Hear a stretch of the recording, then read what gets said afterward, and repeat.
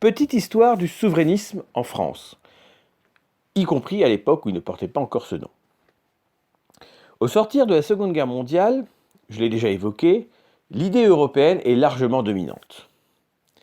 Elle a dominé une partie de la résistance, de la collaboration aussi, et surtout elle est largement admise par les partis modérés, à savoir la SFIO, donc la gauche, les radicaux, qu'on peut appeler le centre, et le MRP, plus ou moins la démocratie chrétienne. La 4ème République est donc fondamentalement pro-européenne sur cette ligne, mais il y a deux obstacles. Il y a d'abord le Parti communiste français, qui à cette époque peut représenter le souverainisme de gauche. Bien évidemment, c'est un souverainisme qui cache une vassalité à l'Union soviétique. Néanmoins, il y a un profond rejet de l'Europe. Parce que cette Europe politique est envisagée dans l'esprit des soviétiques comme anti-soviétique et dictée par les États-Unis. Cette thématique, on va la retrouver souvent chez les souverainistes, y compris de droite aujourd'hui. Donc, les communistes sont opposés à la CE, qui va se créer, et à toute initiative dans ce sens, parce que, évidemment, ils ne veulent pas que l'Europe soit unie face à l'Union soviétique. Évidemment, les communistes voteront non, donc en 1954, au fameux traité CED, Communauté européenne de défense, qui aurait pu être l'embryon d'une Europe politique, la CPE, Communauté politique européenne associée, et de l'armée européenne. C'est à un moment où Eisenhower veut que les États-Unis se désengagent de la défense de l'Europe et que l'Europe se défende elle-même. Occasion, là encore gâchée, comme les 4 ans de Trump. Alors, il y a aussi le souverainisme de droite. Qui l'incarne ? Eh bien, sous la 4ème République, c'est le RPF, Rassemblement pour la France, c'est-à-dire le parti du général de Gaulle. De Gaulle est assez écarté de son propre camp, mais c'est ceux qui le représentent. Et ceux qui le représentent sont souverainistes, c'est-à-dire qu'ils sont opposés à une construction européenne atlantiste et bien évidemment opposés à toute initiative dans le sens d'une Europe plus politique. Que la vision du général de Gaulle soit plus complexe est vrai, mais en tout cas ses partisans sont sur cette ligne-là et ils vont le rester. Et puis, entre ces deux oppositions à la construction européenne, la droite nationale, classique, qui est favorable à la construction européenne dans le sens où elle est anticommuniste, mais qui ne veut pas non plus d'une Europe politique, et donc qui s'oppose à cette construction. Donc, par exemple, les députés poujadistes s'opposeront à la CED-CPE et d'autres après. C'est comme ça que ça fonctionne. Souverainisme de gauche, autour du Parti communisme, souverainisme de droite, autour du gaullisme, et le reste gravite. Si la CED échoue en 1954, c'est surtout parce que le gouvernement de gauche de Mendes France n'engage pas sa responsabilité, et donc que les députés socialistes votent en partie contre ce projet. On se souvient aussi qu'une partie du PS a voté contre le traité de 2005. Ceci dit, c'est une autre question fondamentalement, mais il y a toujours eu une partie de la gauche socialiste rétive vis-à-vis de la construction européenne. Les camps sont bien déterminés. Par la suite, tout cela va disparaître parce que le général de Gaulle est président. Il est président de 58 à 69, et la ligne gaulliste est très pragmatique. Quelles sont les lignes forces, et les lignes forces même, on pourrait dire, du projet européen du général de Gaulle ? Donc de Gaulle, d'abord, ne croit pas à un État européen. Il ne croit pas à l'unité politique de l'Europe. Il croit que les États, qui sont donc les nations, sont fortes, ce sont des œufs durs, avec lesquels il faut négocier. En termes clairs, il peut à terme y avoir une Europe politique, mais de toute façon, il faut faire avec les États. Cette dimension est admise d'ailleurs par tous les autres. Mais il veut quand même avancer vers cette construction européenne. D'ailleurs, la France ne quitte pas la CE. Et simplement, il y a un certain nombre de lignes qu'il veut tenir. D'abord, il est opposé totalement à l'adhésion britannique. Pour lui, l'adhésion du Royaume-Uni à la CE en dénaturerait l'esprit et mettrait un agent de l'Amérique en son sein. Mais il croit que l'Allemagne va pouvoir jouer la partition que lui trame, et on verra que l'Allemagne est trop atlantiste, désormais, pour pouvoir le faire. C'est ainsi que De Gaulle a à la fois des envolées pro-européennes et des envolées anti-européennes selon les circonstances.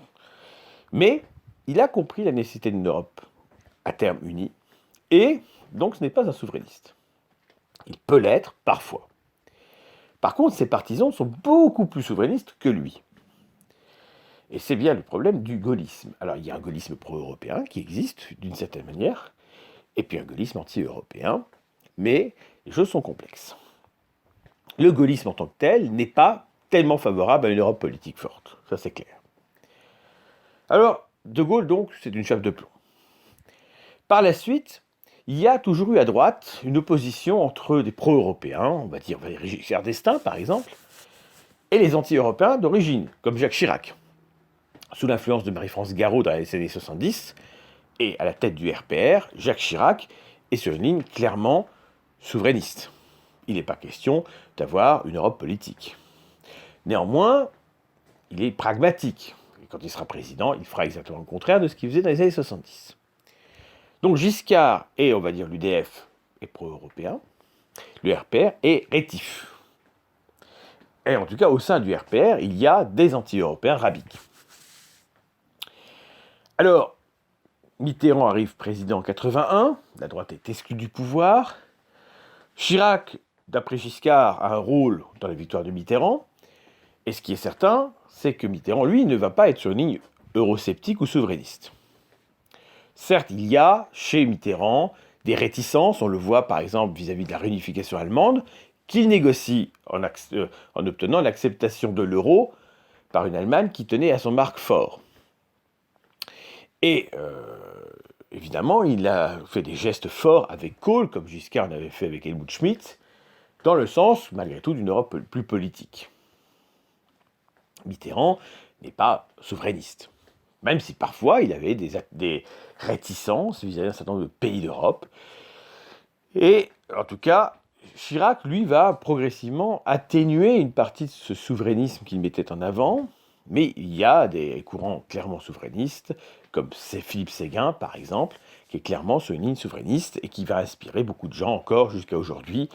Le fameux discours à l'Assemblée nationale de Philippe Séguin en 1992 est souvent sollicité par les souverainistes. Alors 92, c'est vraiment l'élément moteur, on pourrait presque dire la date de naissance du souverainisme politique assumé. Avant, il y avait des réflexes souverainistes. À partir de 1992, il y a un camp souverainiste. Alors, on se souvient de ce triumvirat souverainiste qui, évidemment, va être déterminant dans l'opposition au traité de Maastricht et qui perdra de peu. Qui le compose ? D'abord, l'aile droite du RPR, c'est-à-dire Pasqua et Séguin. Et pour ce faire, il s'associe à un troisième homme qui représente, on va dire, une droite nationale catholique, Philippe de Villiers. C'est à cette époque que ce triumvirat est mis en avant et, évidemment, va créer le mouvement souverainiste. De fait. Le grand moment, c'est lorsque la droite classique est battue par ce camp souverainiste aux élections européennes. C'est leur acmé. Et puis, il va se diviser, ce camp, il va s'effondrer, et il ne va plus être composé que de petites chapelles.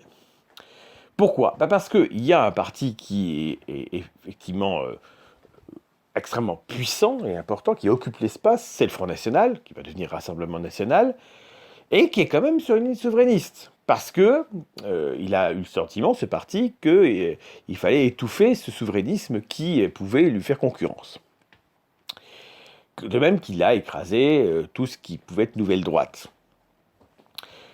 Villiers, à plusieurs reprises, va tenter sa chance, en 1995, où il échouera de peu, en dessous de la barre des 5%, et puis en 2007, si je ne dis pas de bêtises, où il fait 2 et quelques pourcents. C'est aujourd'hui le poids réel du souverainisme, et c'est même moins que ça.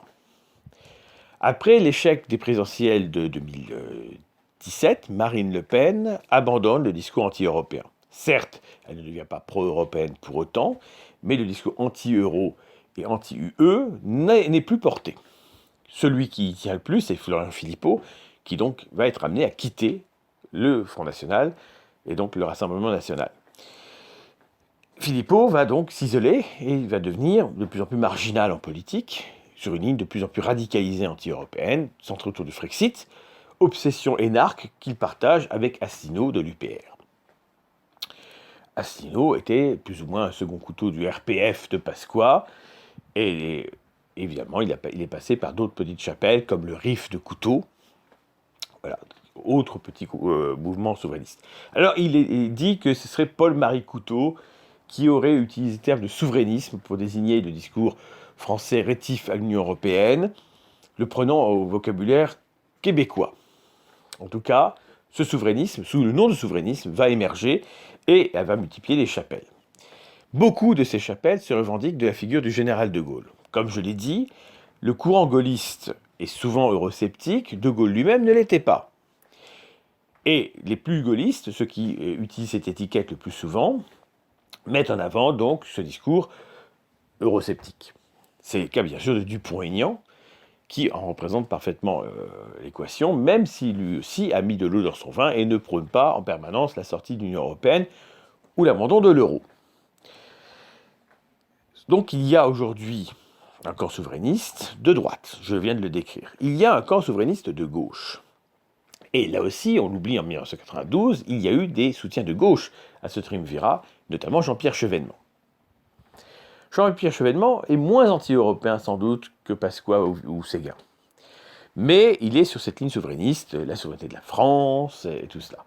Alors, il est plus pragmatique que d'autres, et on voit aujourd'hui Chevènement capable de soutenir Macron, ce qui est complètement incohérent par rapport à ses positions. Il y en a d'autres, alors on les connaît, on peut citer Sapir, Murer, Todd et d'autres, beaucoup pourraient être qualifiés de souverainistes de gauche, Polony, par exemple, et d'autres encore. Donc ce souverainiste de gauche, qu'est-ce qu'il distingue du souverainiste de droite? Quels sont les éléments de rupture? Tous sont hostiles à la construction européenne. Tous pensent que la France a un destin universel et que la France n'a pas à être liée par nature, on va dire, à l'Europe. Donc ils sont tous porteurs d'un discours anti-identitaire, même s'il y a des nuances. Philippe de Villiers, par exemple, ou Dupont-Aignan, dénoncent quand même assez fortement l'immigration, parfois dans des termes ethnicistes. Ils reprennent ainsi la dialectique même du général de Gaulle dans ses écrits privés, et notamment dans « C'était de Gaulle de Perfit ». Alors, les souverainistes de gauche, eux, sont beaucoup moins obsédés par la question migratoire, voire même sur des lignes, on va dire, afrotropes, c'est-à-dire tournées vers l'Afrique. Car le souverainisme est souvent, quand même, porté sur les questions africaines, pensant que l'avenir de la France est lié à l'Afrique, c'est donc aux anciennes colonies, francophones et autres, et rarement au reste de l'Europe. De ce point de vue-là, il est clair que Pasqua est plutôt sur une ligne tournée vers l'Europe et contre l'immigration. Séguin est plutôt sur une ligne tournée vers l'Afrique.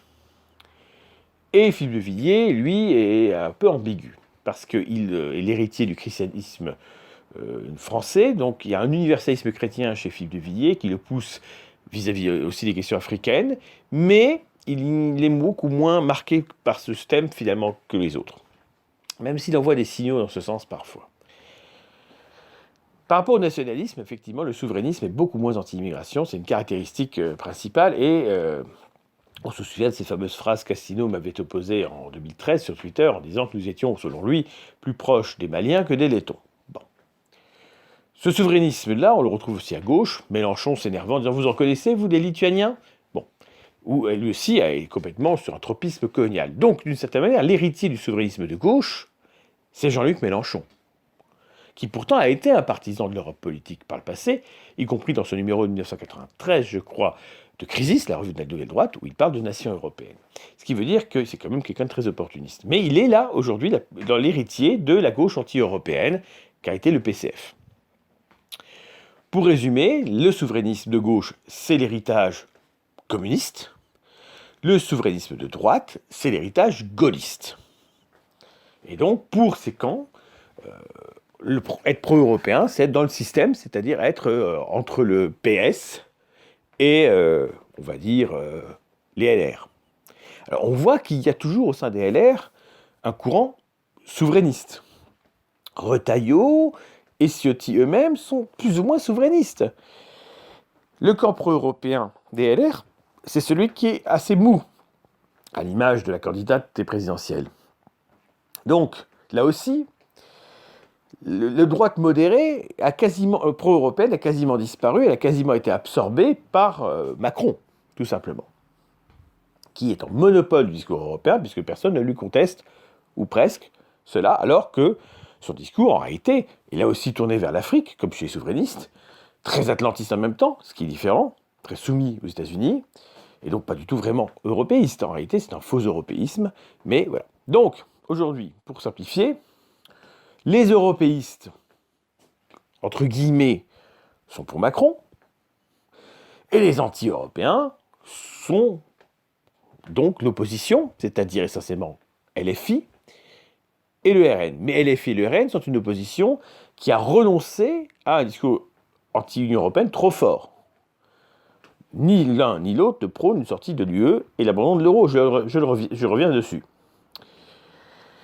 Ceux qui maintiennent la ligne Frexit anti-euro sont donc l'extrême gauche, en tout cas une partie de l'extrême gauche, parce que le thème européen n'intéresse pas, par exemple, le NPA. Hein. Donc, eux, ils sont sur une ligne anti-européenne claire, nette et précise. On se souvient du candidat très anti-européen de gauche, candidat souverainiste de gauche par excellence, le représentant du Parti des travailleurs, Chivardi, qui était sur une ligne très hostile. L'Union européenne et l'euro peuvent être contestés, ils le sont, parfois rejetés, on l'a vu avec le Brexit, pour de bonnes ou de mauvaises raisons d'ailleurs, mais il est sûr qu'en France, ce discours n'a pas d'audience. Le souverainisme de gauche est très dur, très proche des communistes. Il y a une tendance issue de LFI qui est sur cela, on le sait, c'est donc celle de Kuzmanovic par exemple. Et puis, il y a les vestiges du souverainisme de la droite nationale autour de Philippot. Et Asselineau qui joue un peu la ligne de tous les souverainistes réunis, donc de gauche et de droite, donc là aussi, sans que ça pèse sur l'opinion, tout cela est marginal. Alors, la question qui se pose, c'est est-ce que s'il y avait un référendum sur l'appartenance à l'Union européenne, donc un référendum sur le Frexit, pour dire les choses clairement, est-ce que le Frexit gagnerait ? Parce que c'est vrai que je le dis, et je suis le premier à le dire, les souverainistes qui prônent cela, ils font 1% des voix, c'est tout à fait incontestable, mais ça tient aussi à leur manque de charisme et leur médiocrité, et pas seulement leur absence des médias importants, mais c'est un cercle vicieux, ils sont absents des médias parce qu'ils ne pèsent pas, donc ils sont absents des médias, voilà. C'est compliqué. Alors, avant le Brexit, si le Royaume-Uni était resté dans l'Union européenne, et si la France s'était vue poser la question, on ne sait pas. Il y a quelque chose qui limite fortement dans l'opinion la possibilité d'un Frexit, c'est la peur économique. Notamment l'abandon de l'euro. Car sortir de l'Union européenne voudrait dire abandonner l'euro, en théorie. Et ça, les gens ne veulent pas, notamment les gens qui ont un peu de biens, les personnes âgées, etc. Donc je pense que, par rapport au Royaume-Uni, ce qui empêcherait une sortie de l'Union européenne dans l'esprit des gens, c'est la peur économique, donc c'est le discours anti-euro. Et on a vu que Marine Le Pen s'est cassé les dents en partie là-dessus. Donc, je pense que non, s'il y avait un référendum en France, mais il faut que le contexte y soit favorable, le Frexit ne passerait pas. Parce que je tiens à rappeler quelque chose d'important, et les gens l'oublient. Regardons les deux référendums, 92 et 2005, car il y a eu deux référendums sur l'Europe. 1992, c'est le traité de Maastricht. C'est peut-être le référendum le plus important, car c'est lui qui va créer l'euro. Eh bien, le oui gagne. Alors comment il gagne ce oui ? De très peu. Il gagne par le débat Mitterrand-Séguin, dont beaucoup de gens se souviennent. Mitterrand est malade, son cancer est très avancé, c'est connu, il souffre, et Séguin est tétanisé face au président. Il est écrasé, concrètement, par le président malade, parce qu'il n'ose pas l'attaquer. Et donc, il perd. On peut penser que Séguin, par sa façon de débattre face à Mitterrand, a échoué. Parce que la victoire de Maastricht a été quand même relativement réduite. Or, d'un pays fondateur de l'Union européenne et de la CE avant elle, d'un pays fondateur donc, un rejet aurait mis fin concrètement à la construction européenne. Disons clairement les choses. Et effectivement, la France vote oui.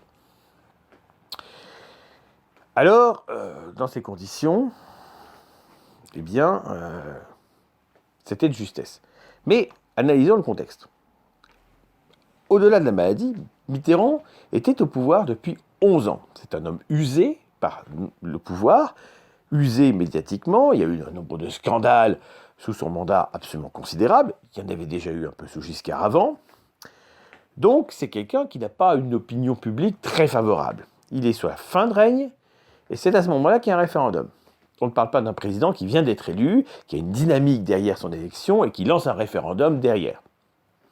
Non, ce contexte joue beaucoup quand même, il faut avoir l'honnêteté de le dire. Donc 1992, ça passe de justesse, mais c'est un contexte qui n'était pas bon. Vient 2005. Et 2005, réfléchissons-y, chers amis, donc, qu'est-ce que nous avons ? Nous avons un Chirac, lui aussi, usé par 10 ans de pouvoir. Il lui reste 2 ans à faire, et il fait ce référendum dont il pouvait parfaitement se passer, parce qu'on n'a pas fait de référendum sur le traité de Nice, ni sur le traité d'Amsterdam, il n'y avait aucune raison d'en faire un.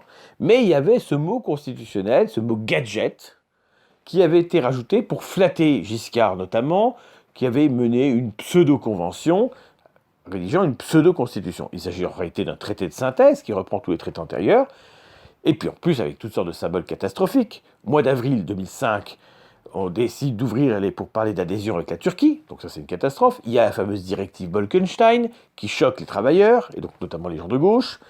Il y a aussi, bien sûr, donc, toutes sortes de symboles sur ce traité qui sont catastrophiques, la signature de la Turquie qui n'a rien à y faire, etc., etc., etc. Et dans ce contexte, il y a des gens de gauche, et pas des moindres, comme Laurent Fabius, qui s'opposent à ce texte. Ce n'était pas le cas en 92. Bon. Donc, nous avons encore une fois une convergence de gens hostiles, c'est-à-dire, pour simplifier, l'électorat RN au sens large, l'électorat LFI au sens large, les couches populaires qui vont voter très majoritairement contre le traité, tous les symboles les pires possibles, et un Chirac totalement usé, incapable de défendre son texte, et donc qui n'aurait jamais dû le soumettre à un référendum compte tenu de ce contexte. Donc là, cette fois-ci, c'est un refus clair des Français, les Néerlandais diront non derrière aussi. Pourquoi ? Parce que, effectivement, il n'y a aucune dynamique du oui. Or, Maastricht était passé de justesse avec un Mitterrand qui s'était battu au dernier moment. La Chirac n'a même pas essayé. Donc, est-ce qu'il a saboté finalement le processus ? Est-ce que Chirac a fait exprès d'organiser un référendum pensant de toute façon qu'il serait perdu ? On peut presque se poser la question. En tout cas, voilà, nous ne sommes jamais dans un référendum d'un homme qui vient d'arriver au pouvoir et qui a la dynamique électorale. Disons-le clairement, si le référendum sur l'Union européenne avait été proposé par Sarkozy en 2008, par exemple, il l'aurait gagné. Président élu, la dynamique est là, voilà. Si Macron avait fait un référendum 1 ou 2 ans après son arrivée au pouvoir, avant les Gilets jaunes, avant tout ça, probablement. Alors, n'oublions pas aussi que les référendums sont liés donc au contexte et que les gens votent aussi contre un référendum parce qu'ils votent contre le pouvoir en place, tout simplement. C'est un vote sanction. Donc, le référendum sert, entre guillemets, non pas à répondre à une question précise, mais à envoyer un signal au pouvoir. C'est indiscutable. Et comme je l'ai dit, le fait que Mitterrand en 92 et Chirac en 95 étaient là depuis plus de 10 ans n'a pas aidé. Donc là aussi, on l'oublie. Quant à David Cameron, lorsqu'il fait son référendum sur le Brexit, d'abord le Royaume-Uni n'est pas la France. Le Royaume-Uni n'est pas dans Schengen, le Royaume-Uni n'a pas l'euro, donc il n'y a pas la peur économique de quitter l'euro. Ça, je pense que s'il y a eu ça, si l'euro avait été adopté par le Royaume-Uni, il n'y aurait pas eu de référendum et il n'y aurait même pas eu de victoire, en tout cas. Mais ce n'est pas le cas. Donc déjà, on est une situation très différente, où il y a le fantasme de la relation atlantique, l'idée que les souverainistes britanniques vont proposer d'un grand partenariat avec l'Amérique qu'ils n'auront pas, d'où l'échec réel du Brexit, la démagogie d'un Johnson qui veut le pouvoir et qui est pour l'Union européenne au départ, mais joue l'opportuniste et devient contre simplement pour essayer de déstabiliser David Cameron. Un David Cameron qui fait quand même n'importe quoi, parce que quel est le motif du référendum de Cameron ? J'ai un problème au sein du Parti conservateur, il y a trop de souverainistes à ma droite. Ils peuvent m'empêcher de gagner les élections. Donc, je leur donne ce qu'ils voulaient, un référendum, je le gagne, et ainsi ils se taisent. Bon, résultat, on l'a vu. Alors, pour justifier ce référendum, que rien de justifié, Cameron explique qu'il est allé négocier à Bruxelles, obtenir des avantages pour le Royaume-Uni, dont personne ne sait de quoi il s'agit d'ailleurs. Bon, et qu'en conséquence, c'est en fait un vote plébiscite, c'est-à-dire j'ai obtenu, votez pour moi, chers amis. Et si vous ne votez pas pour moi, gros chantage, on sort de l'Union européenne. Donc là, en fait, il met la barre très haut, c'est-à-dire, voilà, vous me soutenez ou on sort.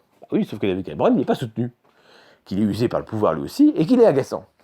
eh ben, les gens vont le punir, c'est tout. Ce référendum n'est pas justifié, il est fait pour des raisons opportunistes, il est fait pour des raisons de politique intérieure, au sein même du Parti conservateur, eh bien il se prend une punition, notamment parce que les travaillistes du Labour Party ne jouent pas le jeu.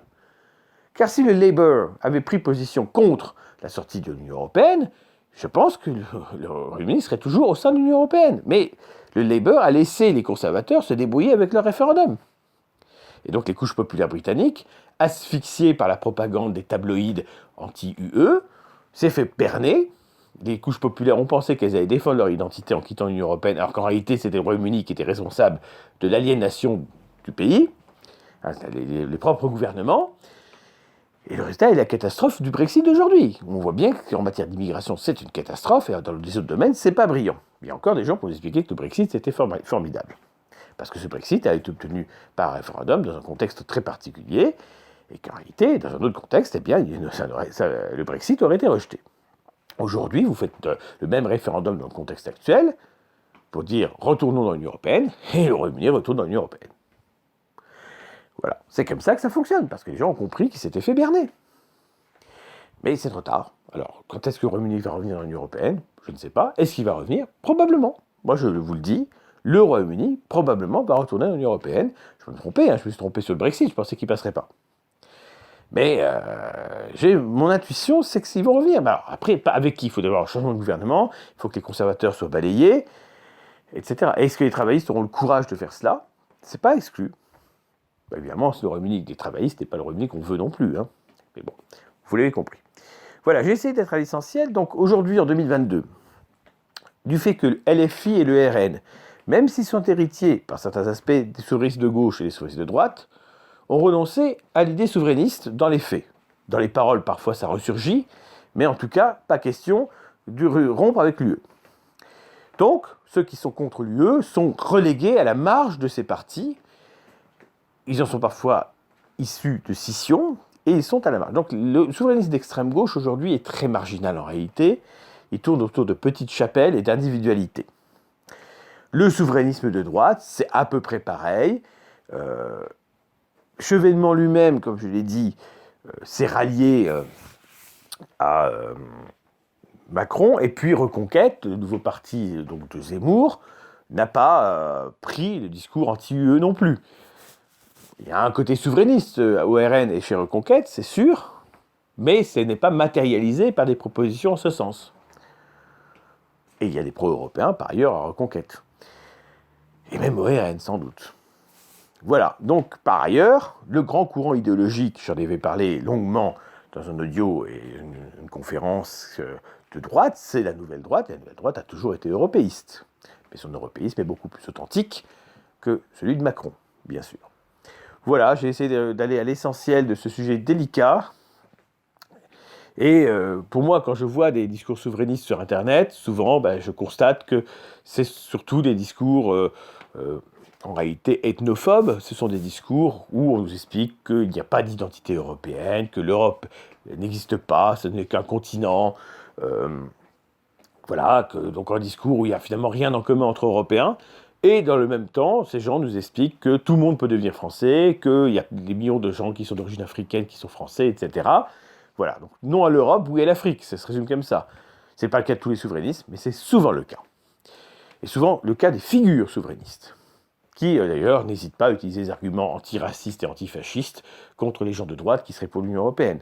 La nazification de l'Union européenne, j'en ai parlé longuement, évidemment ridicule. Il y a aussi la bolchevisation de l'Union européenne qui existe. Parfois, les mêmes sortent des deux arguments. Hein, c'est-à-dire que l'Union européenne serait à la fois l'Union soviétique et le Troisième Reich. Bon, ça paraît bizarre. Hein. Tout cela n'est pas sérieux, mais tout cela est le discours souverainiste. De toute façon, le discours souverainiste aujourd'hui n'est plus sérieux. C'est-à-dire qu'en fait, l'idée européenne, en réalité, elle l'a gagnée depuis bien longtemps. C'est pas l'idée européenne que nous voulons, nous, parce que nous la nuançons. Mais l'idée que les Européens ont un destin en commun et qu'il faut s'unir, ça au moins nous l'avons en commun avec tous ces gens, c'est quelque chose qui est relativement admis aujourd'hui. Alors, pourquoi il y a des gens qui sont anti-Union européenne, au-delà des erreurs profondes de l'Union européenne actuelle? Qu'est-ce qui motive massivement? Parce que nous, on est dans une analyse, donc on peut être contre ou pour l'Union européenne, trouver des nuances. Mais pour le commun, pour l'électeur lambda, qu'est-ce qu'il voit, lui? Son sentiment, c'est qu'il voit un pouvoir qui s'éloigne de lui. Et c'est vrai à tous les niveaux, mais c'est vrai au niveau national et bien sûr au niveau européen. Il voit des technocrates qui sont arrogants, à l'image de von der Leyen, et qui donnent des leçons, et qui prennent les gens pour des imbéciles. Bon, ça leur plaît pas. Beaucoup tiennent quand même au service public à la française, qui mériterait d'être réformé, mais ils ont le sentiment qu'il est saboté par cette construction européenne, là, et on le voit dans le débat, notamment sur l'énergie. En réalité, c'est l'État français qui est responsable. Mais, dans l'esprit de beaucoup de gens, notamment des couches populaires, eh bien, il y a l'idée que l'Union européenne a démantelé le service public, que l'Union européenne est un facteur de l'ultralibéralisme économique, etc. Donc il y a ce sentiment-là, et il n'est pas infondé. Simplement, l'Union européenne sert de bouc émissaire et sert aussi d'outil pour les gouvernements pour imposer des politiques que ces gouvernements donc souhaitent, mais qui savent impopulaires. En termes clairs, je suis dirigeant français, je veux une réforme de la retraite, je la veux pour des intérêts politiques personnels, je veux montrer que je réforme le pays, et donc je dis, c'est l'Union européenne qui me l'impose, alors qu'en réalité, j'ai voulu que cela soit le cas. Parfois, l'Union européenne nous l'impose symboliquement parce que l'État français a demandé à l'Union européenne de l'exiger, c'est un jeu de dupes, mais voilà comment ça fonctionne. Et surtout, il y a le mythe que la France ne serait plus souveraine. Ça, c'est la base de tous les souverainistes. La France n'est plus souveraine, son destin n'est plus entre ses mains, elle ne décide plus de rien, alors que c'est en réalité totalement faux. Les traités sont liants, certes, mais ils peuvent être supprimés. Rien n'empêcherait, effectivement, l'État français de quitter l'Union européenne. Quel intérêt à le faire? C'est un autre débat. Est-ce que ça serait utile? Est-ce que ça nous enrichirait ou ça nous appauvrirait? C'est un autre débat. Mais rien ne l'empêche en soi. L'Union européenne est une Europe des États souverains, qui ont choisi librement, par des traités, de mutualiser un certain nombre de politiques. Maintenant, si la France et l'Allemagne décidaient ensemble, et rien que toutes les deux, de remettre tout cela en question, eh bien ça serait remis en question. Quand l'argument des souverainistes de dire on ne peut pas reformer à 27, c'est pas vrai. C'est parce qu'il n'y a personne qui a la volonté de le faire. Alors un petit pays comme la Hongrie ou d'autres ne peuvent pas imposer cela, mais si la France et l'Allemagne décidaient de réformer l'Union européenne, par exemple dans le sens de la lutte contre l'immigration, je vous garantis que l'Union européenne luttait contre l'immigration. C'est simplement que la France et l'Allemagne ne le veulent pas. Et donc l'argument, oui, l'Union européenne nous impose, non. Que la France et l'Allemagne décident de changer les choses, et ça changera. Mais vous savez bien que si la France et l'Allemagne commencent à dire toutes les deux, il faut une politique anti-immigration, l'Italie commencera à dire, ok, les Grecs, les autres diront oui. La Suède, le Danemark, les Pays-Bas diront oui. Donc en réalité, il suffit que la France et l'Allemagne le fassent. Ils ne le font pas. L'Allemagne veut l'immigration de travail, la France veut nous faire la même chose. Donc ne cherchons pas ailleurs. Ce sont les États français et allemands qui sont le problème. Beaucoup plus que l'Union européenne, en fait. Voilà ce que je voulais vous dire ce matin, chers amis. Je vous souhaite un très bon week-end. Je ferai certainement un petit audio par la suite sur un autre sujet. Mais voilà, le souverainisme, c'est une illusion et une arnaque, au même titre que le Brexit. Et c'est un courant marginal, de toute façon, qui est très présent sur les réseaux sociaux parce qu'il est absent du débat réel.